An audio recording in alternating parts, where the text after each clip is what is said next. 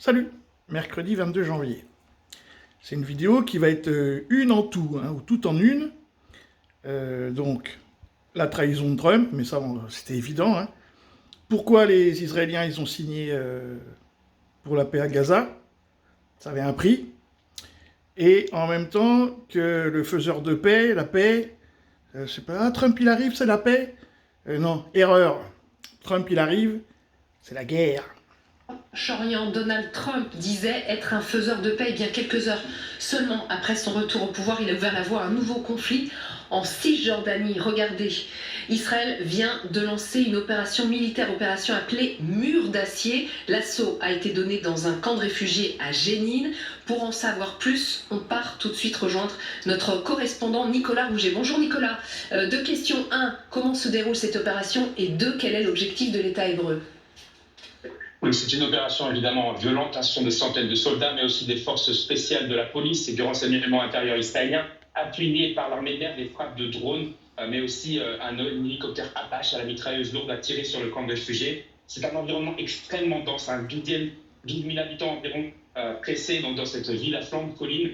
Il y a aussi l'armée israélienne utilise aussi des bulldozers pour labourer les sols, pour essayer de débusquer les explosifs mis en place par les groupes de lutte armée. C'est ce que dit l'État hébreu. Elle dit vouloir changer le paradigme sécuritaire en Cisjordanie. Donc la trêve à Gaza pourrait d'un certain côté permettre cela, se battre contre ces groupes de résistants décentralisés contre lesquels ils se battent déjà depuis 3 ans.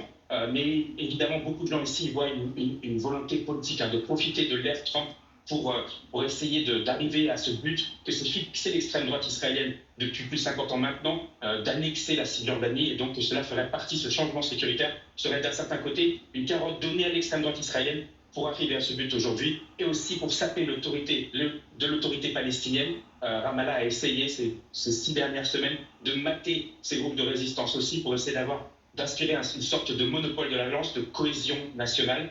Donc c'est une gifle d'un certain côté de tous les deux. Évidemment, les victimes, ce sont les Palestiniens, les civils palestiniens. La vie s'est arrêtée en Cisjordanie. L'assaut sur Jénine n'est que le préambule d'un certain côté. On le voit aussi, il y a eu depuis d'autres opérations dans d'autres camps de réfugiés. Et bien qu'il y ait eu 90 prisonniers palestiniens libérés lundi matin dans l'échange prévu par la trêve à Gaza, au moins 80 personnes ont été réarrêtées depuis en Cisjordanie. Merci. Voilà. Bon, donc du coup, pour Trump, la paix, c'est pour les japhétistes. C'est pour les descendants de Japheth, ce qu'on appelle l'homme blanc. Par contre, pour les sémites, parce que ça, c'est des sémites, hein, où il y a la guerre en Cisjordanie, c'est des sémites. Alors là, les sémites, eux, il n'y a pas de paix, eux. Non, la paix, non, les sémites, non, non. Donc voilà, premièrement. Deuxièmement, que vont faire les Houthis? Parce que là, d'arrêter Gaza pour reprendre en Cisjordanie, d'ailleurs, qui est un territoire censé être libre, hein, mais bon, admettons. Bon, comment ils vont se comporter. Et puis, à un moment donné, bon, ça, c'est la construction dans leur tête du grand Israël. Bon, mais ils vont aller où, les gens qui détruisent leur habitation? Voilà, donc il y a la paix, oui, mais pour comment dire, pour ceux qui y croient. Salut les amis.